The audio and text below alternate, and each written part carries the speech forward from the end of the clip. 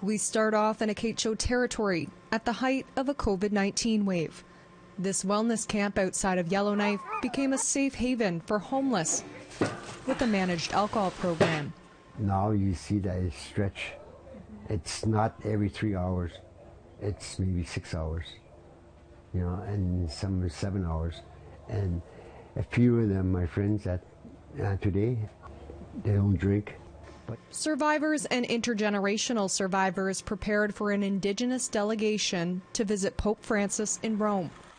Taylor Bain Takosa represented youth with the Assembly of First Nations seeking a papal apology. I think for myself, it's like, you know, I can't speak my language, and that's one thing I really wish I could. You know, I am fortunate to have the teachings passed down from my grandparents, but there's a lot that wasn't shared with me just because, you know, my grandparents were terrified that, you know, what if, like, the church was going to come back, the RCMP was going to come back to get us. So. But some survivors like Kathy Dickey didn't think the visit to Rome was a be-all, end-all. What could he possibly say to repair all the damage he's done to generations of our families and our communities?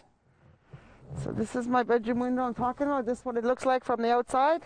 A common theme north of 60, housing struggles, long-standing repairs, and inadequate social conditions. Like Verna Bolio, who rents from property giants Northview, a company who owns nearly half of the rental market in Yellowknife. I have to use my oven for heat. I put on my oven at night, and I leave it on 4 to 6 to 8 hours, depending how cold it is.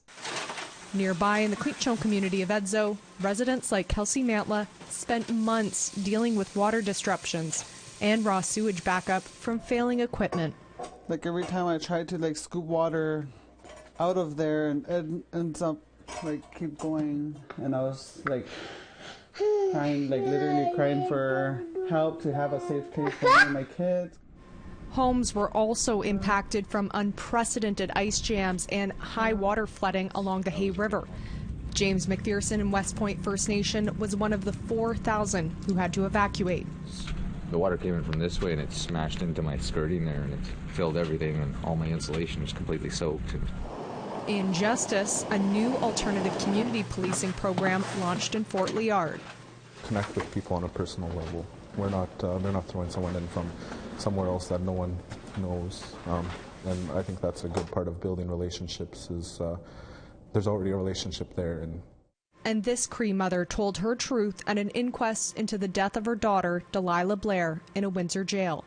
The inquest made 38 recommendations, including no longer considering access to phone calls to be a privilege. I know that she was trying to reach me, and through transcripts that she was trying to reach home. She wanted to talk to me. She wanted to tell me something. And as discussed this year, in 2023, communities will begin work to search the sites of 15 former residential schools for any unmarked graves using ground-penetrating radar. Is it possible that I have cousins somewhere in the world? Or is that it? I don't know if those questions will ever be answered, but I sure hope that we can get a sense of that so that I will have closure. Charlotte Morritt-Jacobs, APTN National News, Yellowknife.